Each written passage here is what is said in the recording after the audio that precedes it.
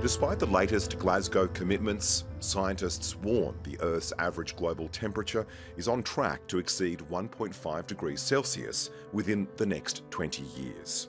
That's if the world continues on the current path without a drastic and urgent cut to our carbon emissions.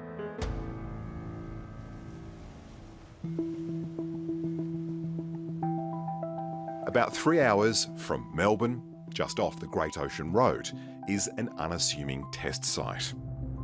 In terms of reducing emissions, there's two main schools of thought. Don't produce them in the first place, or capture CO2 and store it underground, which is the promise of carbon capture and storage, which is what we're here today to see. CCS is one of 7 priority technologies listed in the federal government's long-term emissions reduction plan. We have safely stored 100,000 tonnes of carbon dioxide. During the process, carbon dioxide is separated from natural gas. The CO2 is pumped and stored underground. The panel that we have over here is actually directly connected to pressure and temperature gauges located about 1,500 metres down each of the wells that we have outside.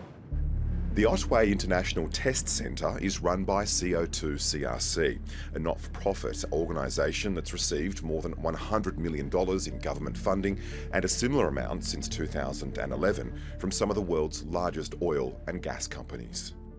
The industry has significant investment in this technology because it does help to deeply decarbonise quickly and permanently. So what do you say to people that when you hear them say that carbon capture and storage doesn't work?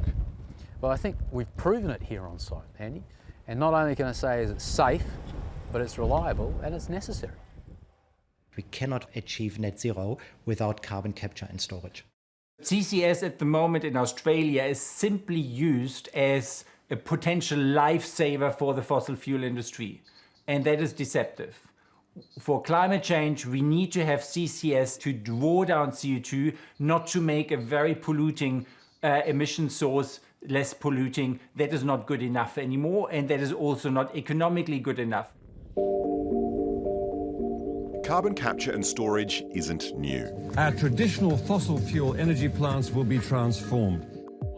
15 years ago, it was synonymous with so-called clean coal. Australia must aspire to be a world leader in clean coal technology. Nobody uses the term anymore because everybody can see behind it.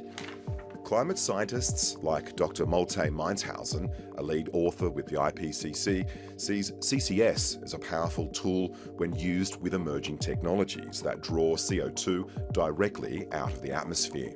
CCS is part of the solution mix. However, CCS is not part of the solution mix in combination with fossil fuels. The net effect is still extra emissions to the atmosphere, so that is not the solution. It's accepted across the world now that this is an important technology. It comes in many different forms, and we are seeing projects happening here in Australia, the largest of its kind here in Australia. Here we go. All right. The Chevron-operated Gorgon gas plant in Western Australia was approved in 2006 on the condition it prevented at least 80% of reservoir CO2 from being emitted to the atmosphere.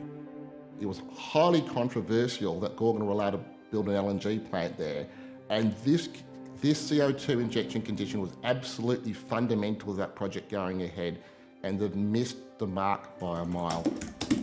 Peter Milne worked as an economic analyst for Chevron during the initial phase of the Gorgon project, which has the largest CCS system in the world, costing $3 billion and aiming to permanently store up to 4 million tonnes of CO2 underground each year. In its first 5 years of operation, only about a third of that CO2 has been buried in the CO2 injection system because they've had so many technical problems. Chevron told the Federal Department of Industry last year that the project would generate 2,600 jobs and boost Australia's GDP by $687 billion over 4 decades. If that system had worked properly from day one, it would have avoided 10 million tonnes of CO2 being vented to the atmosphere. And 10 million tonnes of CO2 is almost as much as 3 years of WA's biggest coal-fired power station. Chevron has agreed to buy carbon credits and invest in low emissions technologies to make up for missing its CO2 storage target. Chevron told 730 the CCS system is working and it's carefully ramping up injection rates.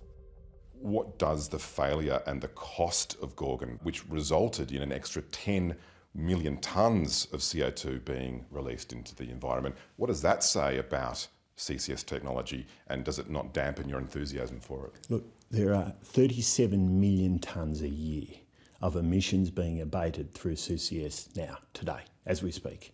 And that is growing at a rapid pace. There are some in Australia who don't want to see us succeed because their objective is not to bring down emissions, it's to destroy some of Australia's traditional resource industries. Critics of carbon capture and storage say that it won't store enough CO2 to avoid climate disaster, and that it's an expensive and uneconomic use of taxpayers' money which is going to the fossil fuel companies. Advocates say that it will help preserve jobs in those resources sectors and help us to continue exporting gas as we transition to net zero.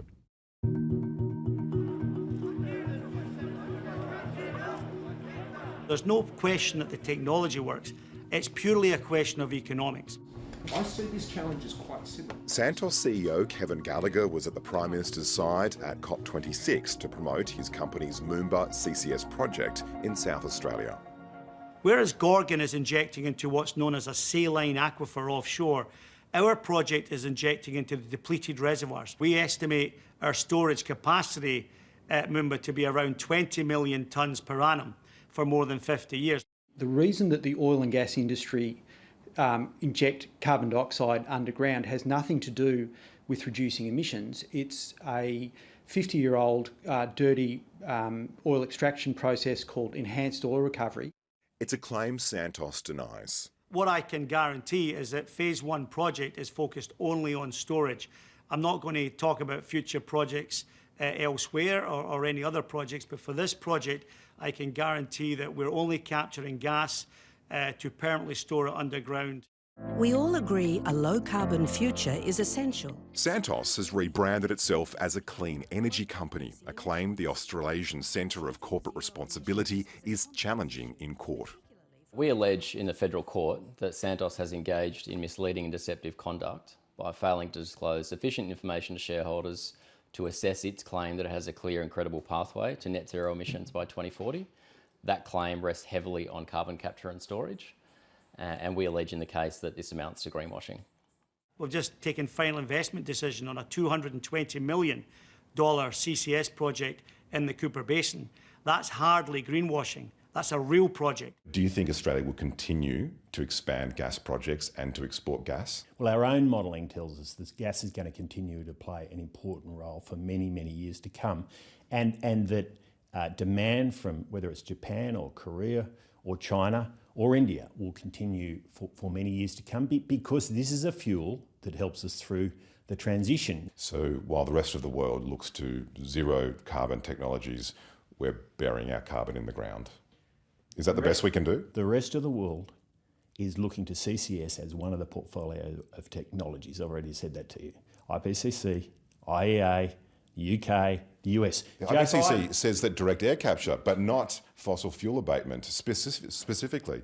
And the IEA says no new oil and gas projects. How does that marry up with our Paris Agreement goals and commitments? I'll say it again. The IPCC, the IEA, the US President, the UK government, all committed to CCS as part of the mix. All of them. Critics say the track record of carbon capture and storage speaks for itself. Carbon capture and storage is a disaster in terms of reducing emissions, but it's a huge success in terms of public relations. And companies like Santos, who want to continue expanding, need to have some kind of cover to do that. For the next 10, 15 years, the production is going to be pretty strong and pretty stable of gas. What CCS allows us to do is cut the emissions from that production today. What do you say to Australians who might think that emissions reduction has become, under your leadership, a byword for emissions continuation? Well, it's not. I mean, CCS is about reducing emissions. Low emission steel and aluminium are about reducing emissions. Soil carbon is about reducing emissions. Our objective is purely to get emissions down, to get to net zero. And we'll deploy whatever technology we can to get there.